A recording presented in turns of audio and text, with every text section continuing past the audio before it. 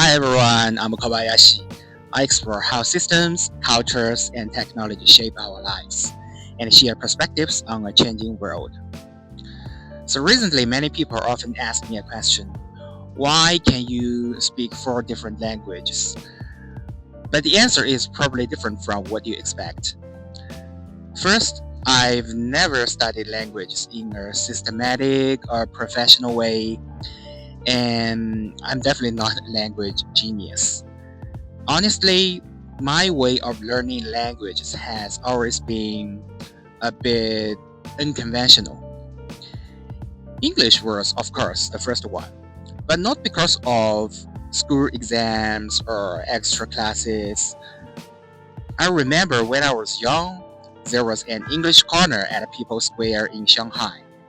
As long as you dared to speak, you could talk with strangers from all over the world.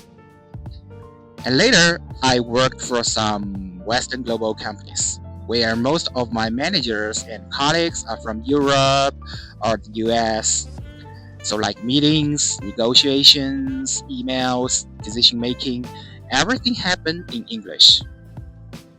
And gradually, I realized something: language stops being something you study, it becomes the environment you live in.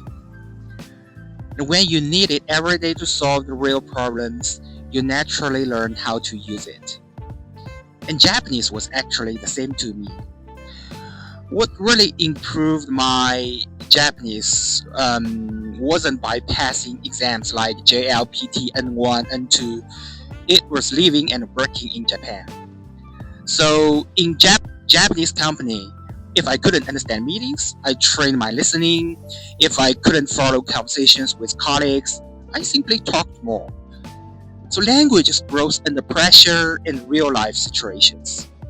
Later, I studied learning Korean through cross-cultural communication. And I have to admit that Korean is extremely difficult to learn for me. 한국어 너무 어려워요. And slowly, I realized something important. What I was learning was never just language itself. I was learning different ways how societies think and work. For example, in English speaking environments, people tend to express opinions directly. And in Japanese culture, manner, context, and relationships matter more. In Korean culture, hierarchy and emotional intensity are more visible. And in Chinese culture, social awareness and human connections play a big role. So when you switch languages, you're actually switching your thinking patterns. The biggest change this brought to my life was I began to understand that there's no single correct way to communicate. So many conflicts are actually not about right or wrong, they come from different systems of understanding.